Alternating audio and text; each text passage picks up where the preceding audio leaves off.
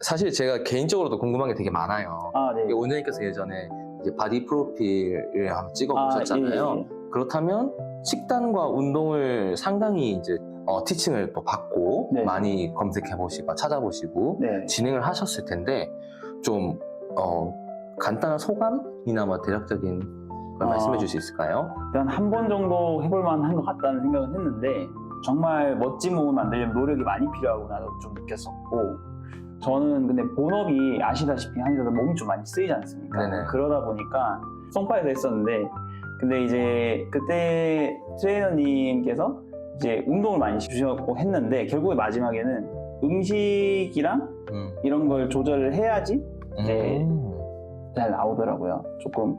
그래서 처음에 저는 생각할 때 운동만 열심히 하면 될 거라 생각을 했었는데, 사실은 운동만큼이나 먹는 거나 식이요법 되게 중요했던 기억이 있습니다. 그러면 혹시 우리가 바디 프로필을 찍으면서도 식단에 대해서 고민을 되게 많이 하잖아요. 예. 그때 유행하는 간헐적 단식이나 네. 뭐 저탄고지나 이렇게 유행하는 식사법이나 식단법을 좀 따르신 게 있는지 그냥 고단백의 저탄수화물, 그래서 칼로리 숫자를 좀 조절해서 다이어트 하면서 했던 것 같아요. 체중을 좀 감량을 하고, 그리고 이제 수분 섭취량 늘리고 이렇게 하다가 이제 마지막에는 수분을 좀 오히려 빼거든요. 그래서 이제 그런 식단했던 기억이 있어요. 그건 이제 근육이 드러나게 하는 거죠? 네, 그거는 마지막에 하는 거고, 그 전까지는 이제 근성장을 많이 해야 되고 체지방이 줄여야 되다 보니까 탄수화물을 줄이고, 그리고 이제 단백질량을 늘려야 된다고 이렇게 했던 기억이 있어요. 총 칼로리 수는 계속 낮춰가면서 그렇게 했던 것 같아요. 원장님께서는 이제 다이어트에 운동이 많은 영향을 미쳤다기보다는 운동을 함에 있어서 다이어트가 된 거랑 비슷하긴 하잖아요. 목적이? 원래는 운동을 하다가 이제 트레이너님이 한번 찍어보면 어떠냐 하셔서 그냥 한번 해볼까 이렇게 별 생각 없이 던졌다가 하게 된 건데, 결과적으로 보면은 근데 한 4kg 정도 빼긴 했습니다.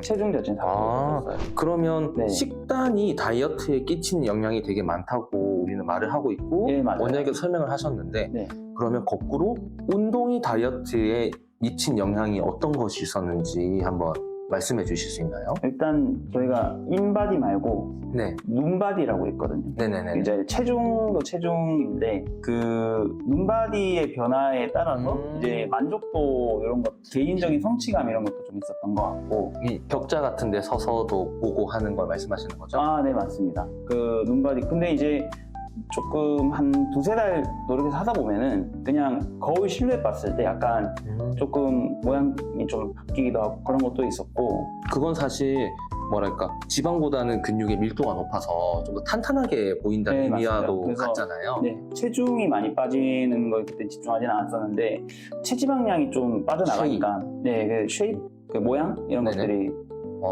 그렇죠. 네. 결국에는 저는 찍어보진 않았지만 운동을 했을 때는 그 체중을 감량한다는 목적보다는 저는 라인을 만드는데 더 포인트가 있다고 생각을 하거든요. 네, 근데 말 그대로 이제 모양 보이는 것에 조금 한번 집중을 해보는 시기니까 그런 말씀 같습니다. 원장님께서 하신 운동이 이제 바디 프로필을 일단 찍어보는 게 어떻겠냐라고 하셨기 네. 때문에 유산소 운동보다는 근력 운동이었을 확률이 좀 높죠? 처음에는 근력 운동 위주로 하다가요. 그리고 이제 시기가 되면 이제 커팅을 해야 되지 않습니까? 그때는 유산소랑 근력을 병행을 하는데 그렇게 했던 것 같습니다. 그럼 유산소와 근력 운동 중 어떤 게 체중 감량에 조금 더 도움이 됐던 것 같아요? 유산소가 훨씬 많이 됩니다. 훨씬 많이 네, 돼요? 유산소가 많이 됩니다. 그 근력 운동은 체중이 막 감량되진 않았고요. 근데 이제 전체적으로 더 건강해 보이는 모습으로 좀 됐던 것 같고, 체중 자체 감량할 때는 유산소가 필요합니다. 유산소 해야 됩니다. 제가 처음에 유산소를 좀 등한시하고 트레이너님 말씀을 안 듣고 이제 근력만 계속 했는데 하니까 이제 덩치는 커지는데 살도 같이 불어가지고 뭐 이제 옷 입으면은 뭔가 어쨌든 운동이냐 이야기 드리긴 하지만 이게 좀 바디 프로필에는 적합하지가 않게 되더라고요. 그때 체중계 숫자는 오히려 늘어났을 수도 있겠네요. 그때는 오히려 늘어났었고, 그 트레이너님이 이제 근육을 좀 늘리자라고 이야기를 했었기 때문에 오히려 계속 늘어났었습니다. 그때는. 그러게요. 이게 운동을 이제 다이어트를 하시는 분들은 꼭 말씀을 하시지만 사실 그렇게 됐을 경우에는 숫자에 매몰되는 게 사실 좋지는 않은 것 같거든요. 더 좋은 방향으로 가고 있을 수도 있으니까요. 이게 사실 그 제가 상담을 저희가 여러 번 하지 않습니까? 네네. 그럼 이제 몇 년씩 상담을 하다 보니까 8년 정도 하다 보니까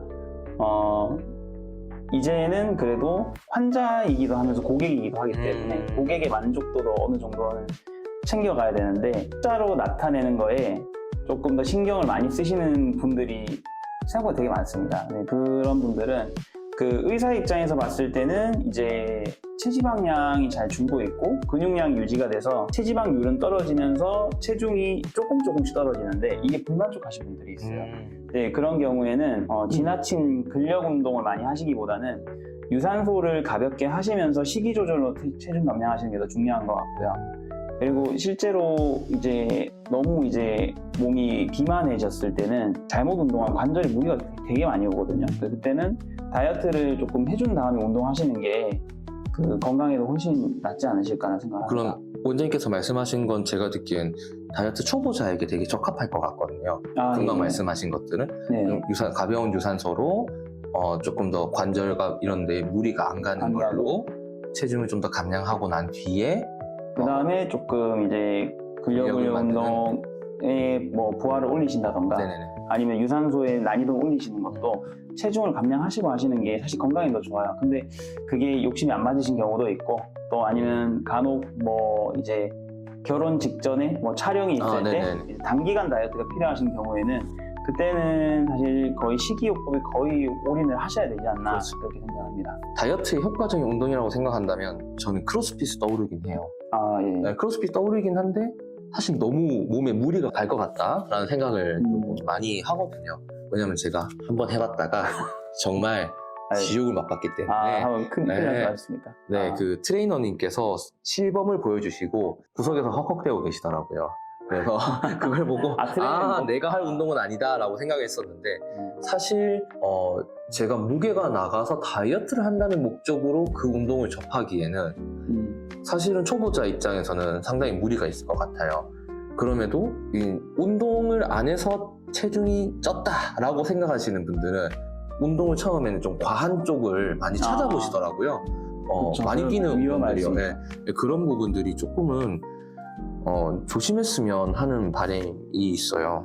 맞는 말씀입니다. 원장님께서 여러 가지 운동을 해보셨잖아요. 네. 집에서 그 초보자분들에게 집에서 하실 수 있는 간단한 운동 같은 거 조금 검색해볼 만한 거 알려주실 게 있으실까요? 뭐 초보자용이라고 이렇게 딱 단정지어서 하기는 좀 힘든 것 같고 근데 이제 그래도 좀 손쉽게 일단 시작을 먼저 해야 되기 때문에 시작하기에는 뭐 저희가 제일 많이 하는 게 스쿼트라던가 맨몸 스쿼트 아니면은 푸시업 아니면 집에 런지 아니면 플랭크 운동 이런 것들은 이제 집에서 저희가 운동 시작하기에는 해보시기 좋다고 좀 생각이 들고요. 기구를 사용하지 않아도 되니까. 그렇죠. 그렇게 하다가 이제 좀 더 효율적으로 하고 싶거나 좀 뭔가 조금 더 전문적으로 하고 싶으시면은 뭐 이제 뭐 전문 업체를 찾으셔도 되고 아니면은 뭐 기구를 사용하는 것들로 하셔도 되지 않나 생각이 듭니다. 밴드를 사용해도 충분히 할 수 있죠. 밴드도 운동 제대로 하면 힘들죠. 네, 세라밴드 엄청 힘들거든요. 힘드니까요. 네. 원장님께서도 이제 운동을 하셨는데 이게 사진 찍겠다는 목표가 생기신 거잖아요. 예. 그러면 이제 야식 같은 걸 드려야 됐을 거란 말이죠. 원래는 먹으면 안 되죠. 네. 네. 좀 팁이 있으시다든지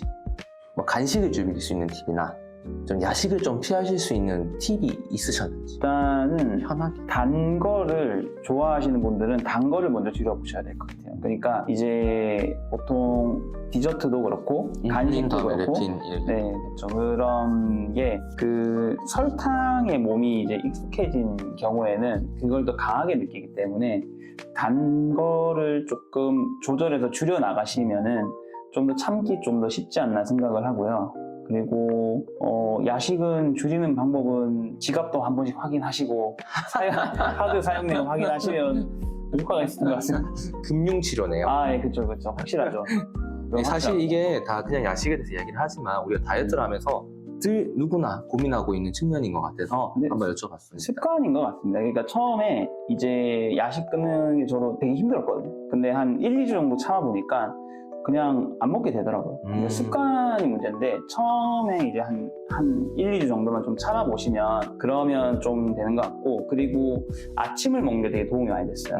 저 같은 경우에는 저도 별 생각 없이 그때 제 몸 좀 관찰해 봤었는데 그 아침을 안 먹게 되면은 확실히 저녁이나 운동 후에 너무 허기가 더 많이 지거든요. 근데 이때는 참기가 힘들 정도의 허기인데 만약에 아침을 먹어서 아침, 점심, 뭐 저녁 때 충분한 칼로리 섭취가 되어 있으면은 허기가 져도 그 참을 수가 있더라고요. 그래서 저는 아침 먹고 이런 게 좀 중요한 것 같습니다. 사실 다이어트를 한다고 해서 네. 우리가 그냥 굶을 수는 없기 때문에 예. 정말 효과적으로 그냥 그리고 굶기만 너무나 하면 오히려 역효과 납니다. 팁이 있는 게 확실히 좋네요. 아침을 드시는 게 중요한 것 같습니다.